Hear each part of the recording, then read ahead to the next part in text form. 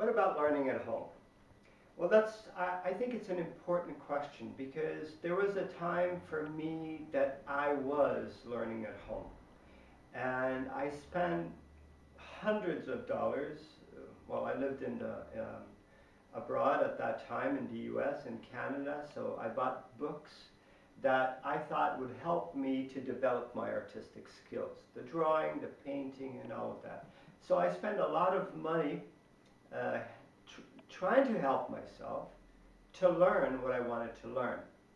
So it is possible to learn at home, but let me put it to you this way. If I'm a good foosball player or a football or a soccer player, and I'm very talented in what I do, it could be basketball. And as a young person, my parents take me to a coach. And this coach forms my skills and helps me to better my skills and gives me exercises that I can do to better my skill to become a professional. Do you know what I mean? So I can practice at home, I can shoot the hoops all day long, but unless a coach is by you to show you some things that you can improve with, then learning at home can be a long process and a difficult process. I think if one has a good instructor, a good teacher, academy, school, wherever you find one, it is the best way and the shortest way to reach your goal. Mm-hmm. Let's say you want to learn at home. The best way to start is to talk to a professional artist. Get some tips from a person, not so much from a book. Get the questions that you have answered personally, if you can. In today's digital world, we can talk online, and there is groups online of professional artists, and we communicate between each other and we share knowledge. It's not something that we hold for ourselves and don't allow people to know about it. We would like everybody that really wants to learn how to master this craft. So one can learn at home, but one has to be careful not to go down dead-end streets. And you come to a dead-end street and you don't know how to go through this wall of learning. So if you get the right instructions of how to do things at home, I think one can develop one's skills at home. But again, these instructions are vital. How you get these instructions is up to each individual.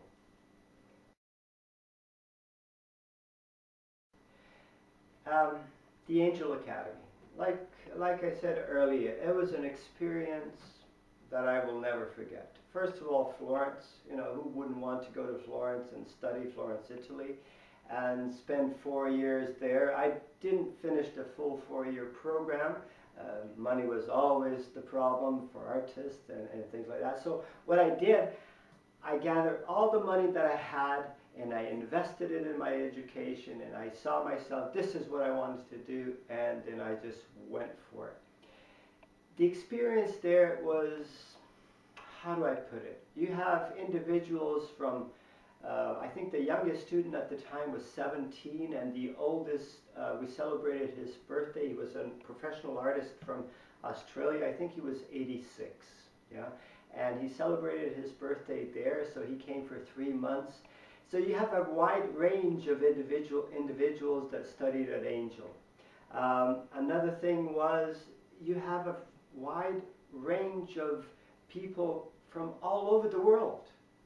Some from Mexico, some from different parts of the U.S., some from Canada, a person from Japan, from India. I think from South America there was someone, from Europe here. And all of these people are in one place.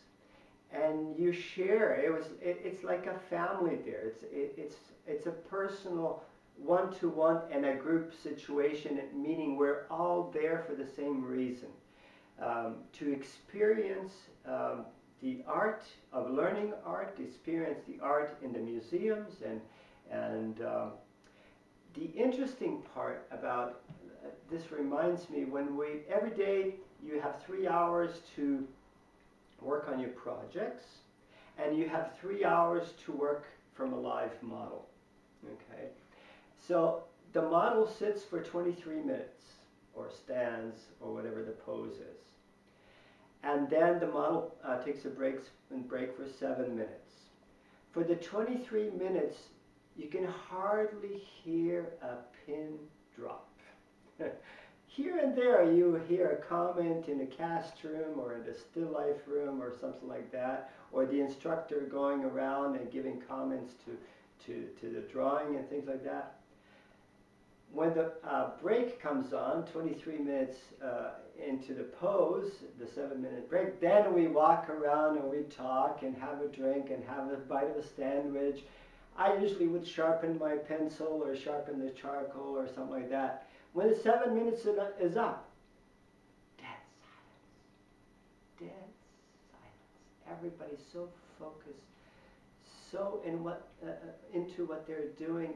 There's nothing in the world that matters except learning what you're doing there. And that, for me, was an unreal experience of such dedication from all the students that were there.